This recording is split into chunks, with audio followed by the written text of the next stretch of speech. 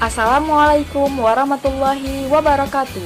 Perkenalkan, nama saya Nadila Rizky Rosya. Saya sebagai pemateri 1 akan menjelaskan tentang pengertian pembentukan kata. Pembentukan kata disebut juga dengan morfologi. Pembentukan kata atau morfologi merupakan bidang ilmu yang mengkaji tentang kata baik dari segi struktural, bentuk maupun penggolongan kata. Dalam bahasa Indonesia, pembentukan kata terbagi menjadi dua macam. Yang pertama, kata dasar. Kata dasar adalah kata utuh yang belum ditambahkan dengan imbuhan apapun. Yang kedua, kata bentukan. Kata bentukan terbentuk dari kata dasar yang telah ditambahkan dengan imbuhan tertentu.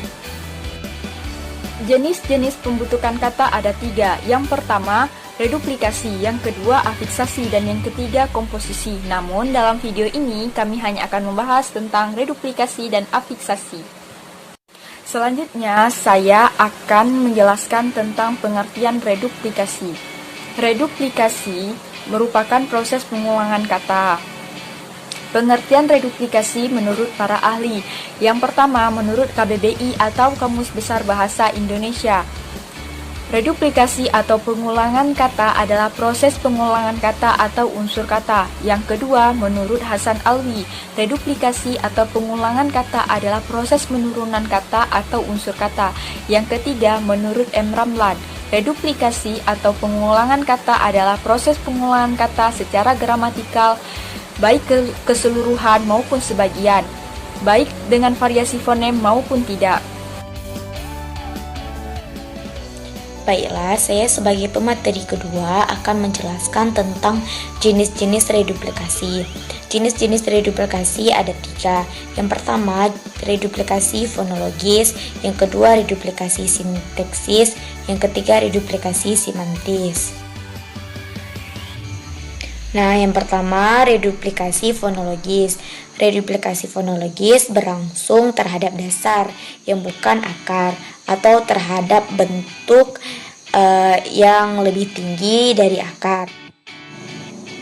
Contohnya, mondar-mandir, luntang-lantung, lunggang-langgang, kocar-kacir, dan teka-teki bentuk ini tidak diketahui mana yang menjadi bentuk dasar pengulangannya, sedangkan maknanya pun hanyalah makna leksikal, bukan makna gramatikal. Dalam berbagai buku tata bahasa tradisional, bentuk-bentuk ini disebut kata ulang semu.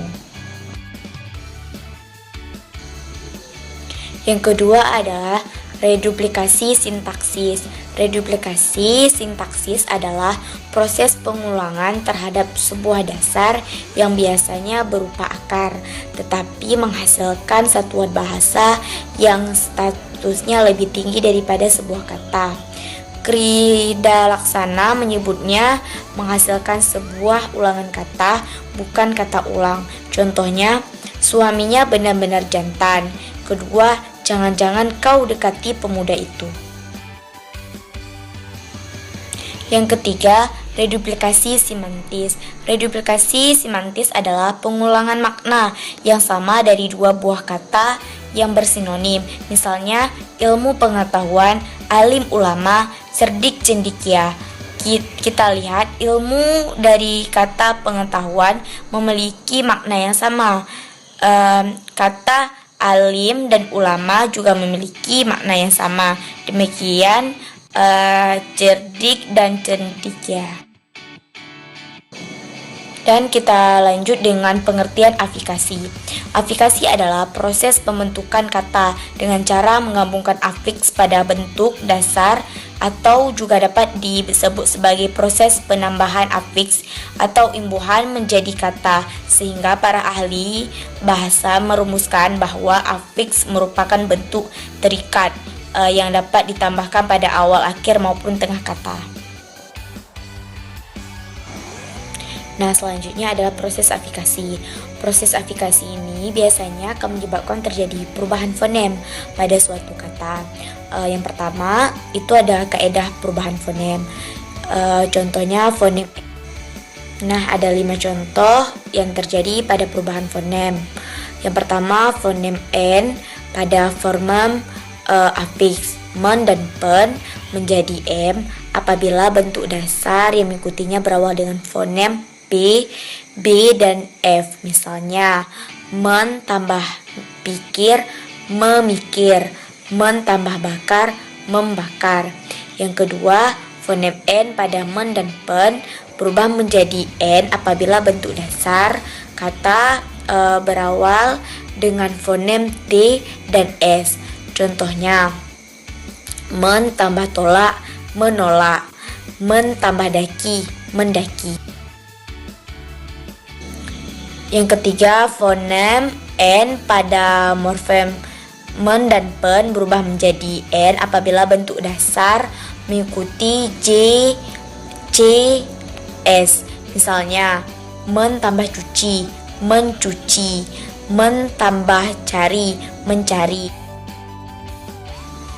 Nah, yang keempat, fonem N pada men dan pen berubah menjadi N apabila bentuk dasar yang mengikuti berfonem awal G, H, K, X dan misalnya, men tambah guncang, menguncang, pen tambah gulungan, penggulungan. Fonem R pada formen afiks ber dan formen per yaitu berubah menjadi fonem L apabila bentuk dasar kata yang berupa formen ajar. Misalnya, bertambah ajar, belajar, bertambah ajar, belajar.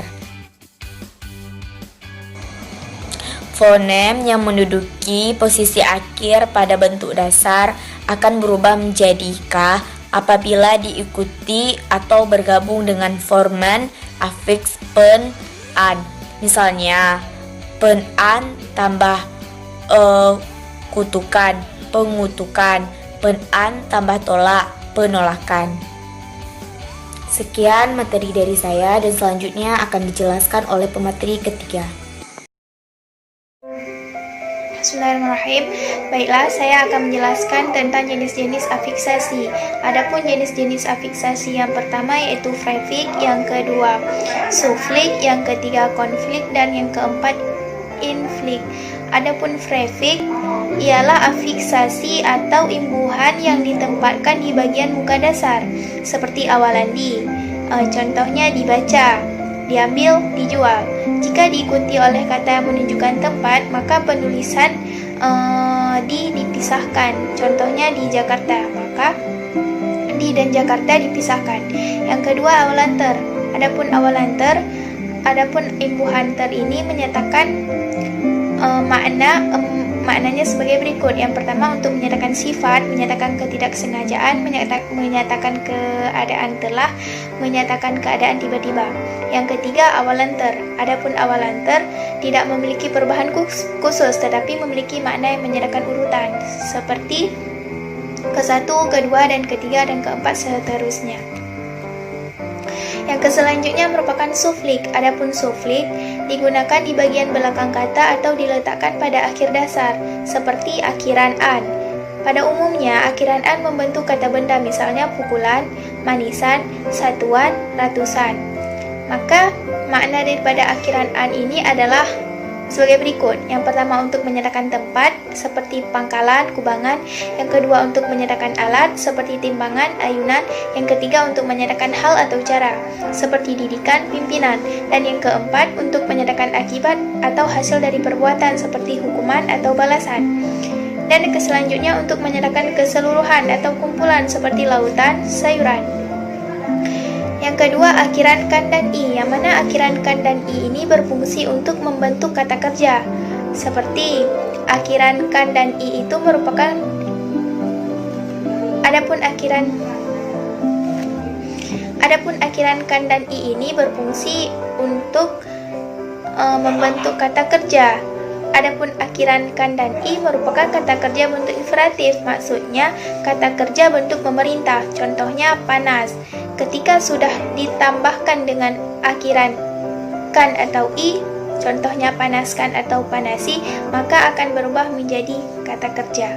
Yang kedua, dengarkan, ambilkan, pejamkan, turuti, dan lain sebagainya. Yang selanjutnya konfiks. Adapun konfiks merupakan gabungan daripada prefik dan sufik yang diletakkan sekaligus pada awal akhiran dasar.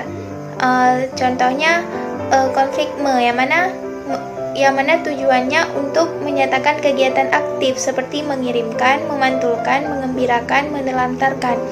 Yang selanjutnya konflik pe dan an, yang mana bertujuan untuk menyatakan suatu hal atau perbuatan seperti pendidikan, pengangguran, perampokan, dan selainnya. Yang selanjutnya menyatakan suatu proses seperti pendaftaran, pembentukan, pembuatan. Yang selanjutnya menyatakan tempat seperti penampungan, pemandian, dan penggunungan. Yang selanjutnya untuk konflik ke-an, yang mana konflik ke-an ini berfungsi sebagai pembentuk kata benda abstrak, misalnya kepandaian, keindahan, kecepatan, kesehatan, dan lain-lain. Adapun konflik ke dan an ini memiliki makna sebagai berikut. Yang pertama untuk menyatakan keadaan seperti kedinginan, kesakitan. Yang kedua untuk menyatakan intensitas seperti kebesaran, kelemahan. Yang keempat untuk menyatakan agak atau menyerupai, kehijau-hijauan, kebarat-baratan. Yang keempat konflik per dan an, yang mana konflik dan per dan an ini untuk menyatakan tempat seperti perhentian, menyatakan daerah, menyatakan hasil perbuatan, menyatakan perihal, dan menyatakan banyak atau bermacam-macam seperti peralatan atau persyaratan. Yang selanjutnya merupakan infik. Adapun infik merupakan suatu imbuhan yang terletak di dalam kata. Jenis imbuhan ini tidak produktif, artinya pemakaiannya terbatas hanya pada kata tertentu. Adapun makna daripada infik ini yaitu untuk menyatakan banyak atau bermacam-macam seperti tali. Ketika sudah menjadi infik ditambahkan dengan infik, maka akan menjadi temali yang artinya bermacam-macam tali. Yang kedua untuk menyatakan intensitas atau frekuentif, yang mana atau menyatakan banyak waktu. Contohnya getar. Ketika sudah digabungkan dengan infik, maka akan menjadi gemetar, yang mana artinya menunjukkan banyak untuk getar atau gerak suatu benda.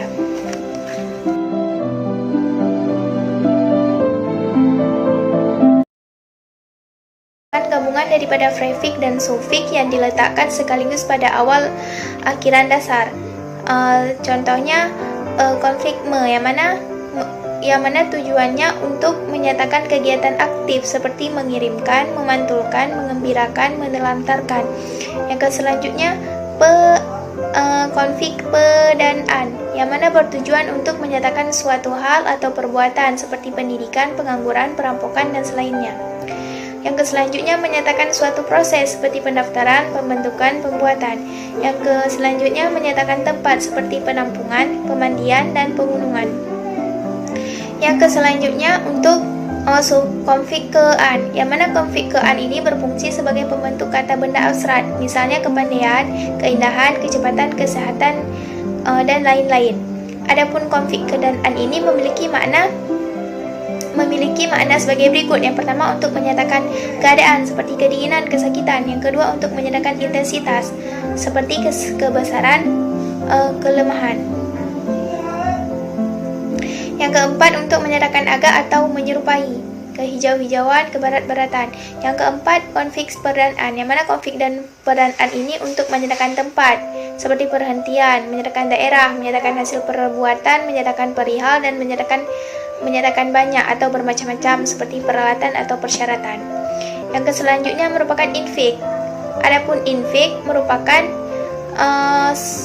suatu imbuhan yang terletak di dalam kata. Jenis imbuhan ini tidak produktif, artinya pemakaiannya terbatas hanya pada kata tertentu.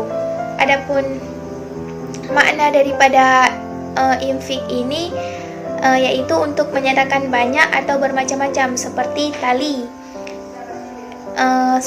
Ketika sudah menjadi infik ditambahkan dengan infik, maka akan menjadi temali yang artinya bermacam-macam tali. Yang kedua untuk menyatakan intensitas atau frekuentif, yang mana atau menyatakan banyak waktu. Contohnya getar. Ketika sudah digabungkan dengan infik, maka akan menjadi gemetar, yang mana artinya menunjukkan banyak untuk getar atau gerak suatu benda.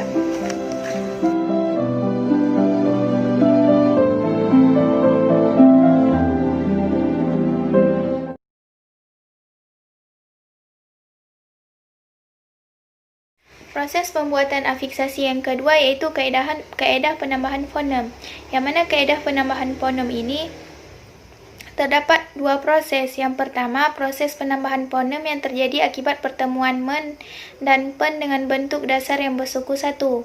Penambahan seperti men apabila digabungkan dengan las maka menjadi mengelas. Pen apabila digabungkan dengan cat maka akan menjadi pengecat. Yang selanjutnya, apabila morfem an dan morfem ke an dan selanjutnya morfem pen an bertemu dengan bentuk dasar yang berakhir dengan vokal a. Penambahan w apabila bentuk dasar berakhir dengan u, o atau aw, dan penambahan y apabila bentuk dasar berakhir dengan i atau ay. Misalkan, an digabungkan dengan hari menjadi harian atau dibaca harian. Atau selanjutnya, contoh selanjutnya, an apabila digabungkan dengan lambai, maka menjadi lambai menggunakan y atau lambean menggunakan a dan i atau lambaian menggunakan a dan y. An apabila digabungkan dengan terka, maka menjadi terkaan atau terka.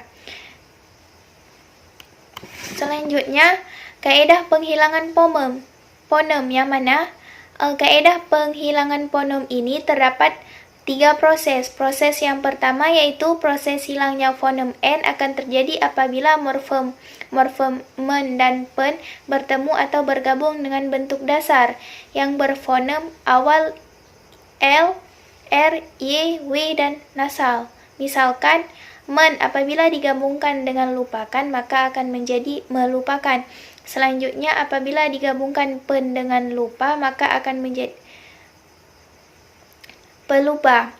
Dan selanjutnya, apabila digabungkan dengan pen dengan lawak maka akan menjadi pelawak.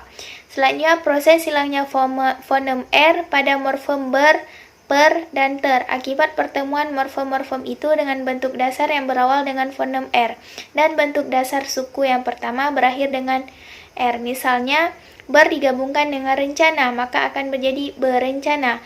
Ter apabila digabungkan dengan terendah, rendah maka akan menjadi terendah. Ber apabila digabungkan dengan ternak maka akan jadi beternak. Adapun yang terakhir yaitu proses hilangnya fonem-fonem seperti KPT, dan S akibat pertemuan antara morfem men dan morfem pen dengan bentuk dasar yang berawal dengan fonem-fonem K, P, T, S. Misalnya, men apabila digabungkan dengan kosong maka akan menjadi mengosongkan, bukan mengkosongkan. Atau men apabila digabungkan dengan karang bukan menjadi mengarang, bukan mengkarang. Dan selanjutnya, pen apabila dikaitkan atau digabungkan dengan kait maka akan menjadi pengait. Demikianlah pemaparan presentasi dari kelompok kami. Apabila ada kelebihan dan kekurangan, kami mohon maaf. Wabillahi taufiq wal hidayah. Wassalamualaikum warahmatullahi wabarakatuh.